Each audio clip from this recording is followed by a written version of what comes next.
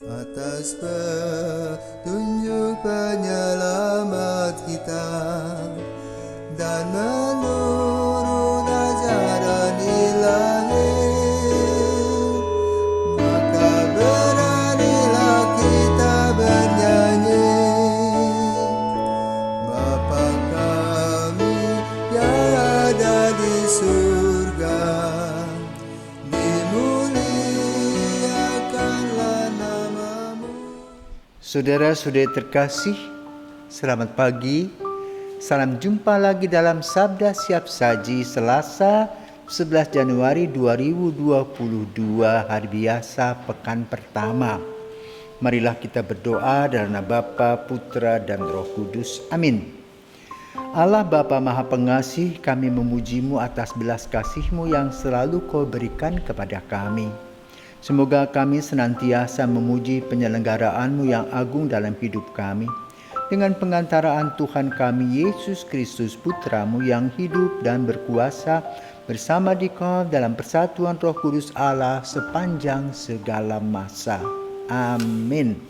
Tuhan bersamamu dan bersama rohmu. Inilah Injil Yesus Kristus menurut Markus. Dimuliakanlah Tuhan.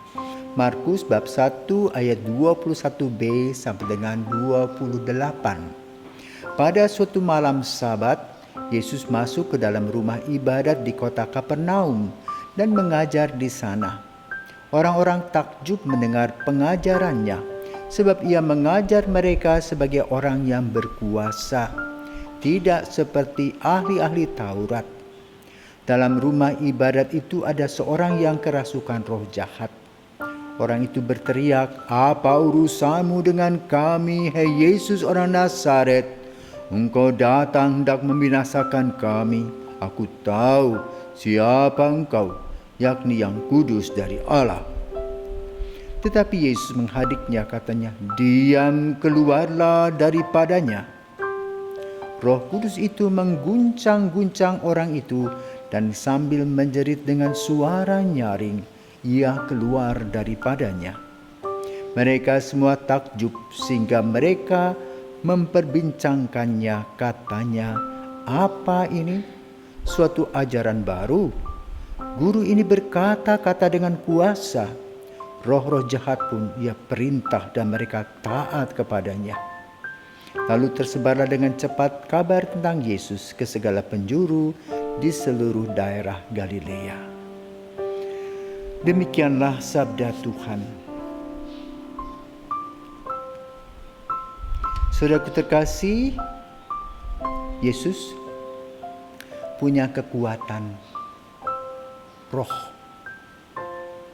karena Dia adalah Allah Tritunggal, Bapa, Putra, dan Roh Kudus. Pelaksanaan tugas melalui sabdanya juga diungkapkan dalam praktek-praktek untuk menjawab masalah-masalah yang dihadapi banyak orang. Maka Dia menghimbau, memberikan pengajaran. Dan ketika orang berkumpul bersama dengan Yesus, hatinya ayem tentrem, tenang dan penuh kedamaian. Sehingga berjam-jam pun orang tidak merasakan. Kenapa?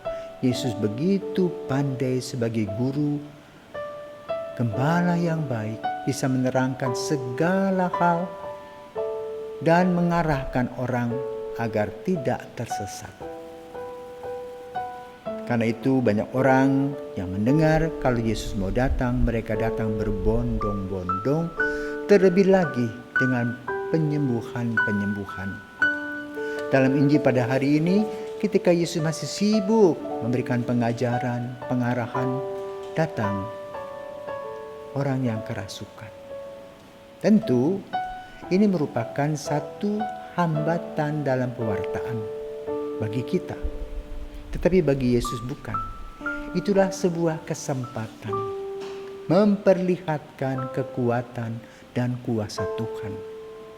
Maka Dia mengusir roh jahat tadi, dan roh itu taat kepadanya. Hal ini menggambarkan bahwa Yesus bukan sembarangan. Maka berbahagialah orang yang percaya. Lalu sesudah Yesus menyembuhkan, Yesus tidak repot seperti kita, ingin namanya dipuji, ingin kita diviralkan, ingin disembah-sembah, tetapi terus melaksanakan tugas dengan penuh kasih. Maka lalu tidak heran bila muncul pertanyaan, bagaimana kekuatan Yesus demikian rupa? Melebihi semua orang yang mereka kenal, juga para ahli kitab dan ahli Taurat. Pertanyaan ini belum bisa dijawab oleh para pendengar dan pengikut Yesus. Yang penting adalah bahwa mereka menyadari bahwa kehadiran Yesus membuat hati mereka tenang, tentram, dan damai. Dalam dunia yang penuh dengan kesibukan, dengan penuh masalah, sering kita merasa kita ini orang hebat yang bisa memecahkan masalah ini, masalah itu, masalah ini. Tapi ternyata kita adalah orang-orang yang tertekan dan depresi. Ya, bisa menjadi orang yang asosial, menjadi orang yang egois, melupakan orang lain, bahkan menghina dan mengejek. Bagi orang-orang yang merasa sendiri, ayo datang kepada Yesus dalam meditasi, dalam doa-doa pribadi, minta kesembuhan di dalam hati, sehingga kesembuhan itu menjadi sebuah kenyataan bagi hidup kita. Seperti orang yang kerasukan tadi, diusir oleh Yesus kejahatannya dan ia menjadi sembuh kembali. Semoga kita pun juga mendapatkan kesempatan dalam proses penyembuhan kehidupan rohani kita. Dan kalau bisa juga secara jasmani. Selamat pagi.